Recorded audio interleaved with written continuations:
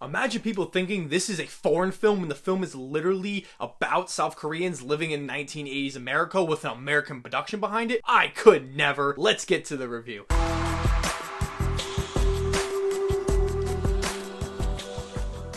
Welcome back to the channel. This is Let's Be Real Brad. I talk about movies, TV shows, and do all sorts of interesting, exciting videos on the channel. If this is your first time here, I would gladly appreciate if you hit the subscribe button and drop a like on this video. Minari is a 2020 drama film that is a semi-autobiographical take on director Lee Isaac Chung's upbringing. The story follows a family of South Korean immigrants who try to make it in rural America during the 1980s. This is a film I've been waiting a long time to see after receiving so much Oscar buzz and critical acclaim from all the early critic reviews. I was able to check this out this past Friday, paying for a virtual screener and A24's website. I wish I could see it in a theater, but in the world that we are in right now, this was such a great option to use. Now that I have seen the film, it is definitely worth the hype. Minari manages to be one of the best films of 2020 because it captures the beautiful, emotionally, and the devastating world these South Korean immigrants are dealing with. This story drove straight to my core that anyone can resonate with. It feels so natural in how it is presented in the everyday life of this family. Let's dive right into the reviews, starting with the acting. The acting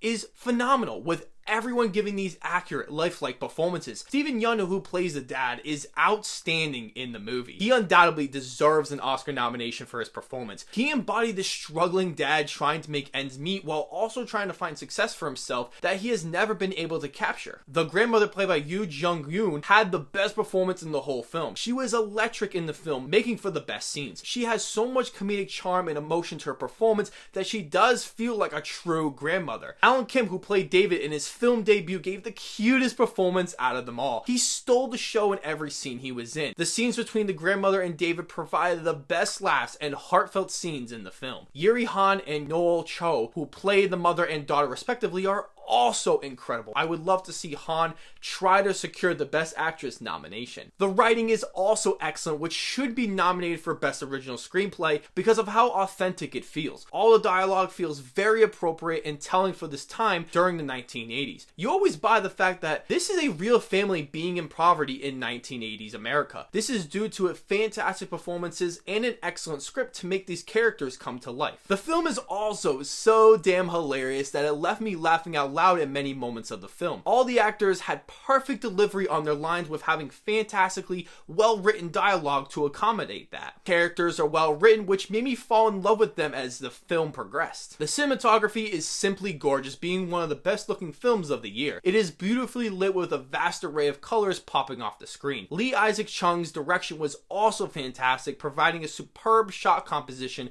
that always felt fresh and found ways to make the story flow through the lens. There are so many what I like to call desktop wallpaper scenes that are shot so beautifully it would look great on my laptop. The music is also great, being composed by Emil Mazzari. It is in my personal top 5 best scores of the year that should 100% be nominated for. It is so beautiful and so calming to listen to, which fits this movie perfectly. This makes the more dramatic, emotional scenes so powerful and not manipulative in any way. Listening to the score outside the film makes the score even better. The editing is also fantastic, making this film flow so purposefully together. Sometimes it felt like the film was all shot together because of how tightly stitched it is. Most of the film is dialogue heavy, so making these scenes entertaining is a big plus for this movie. The film only has one negative, being that a few moments in the movie dragged a bit. This happened much more in the first 30 minutes of film, feeling hard to emotionally connect with these characters. I think the film could have been faster in these individual sections. Overall,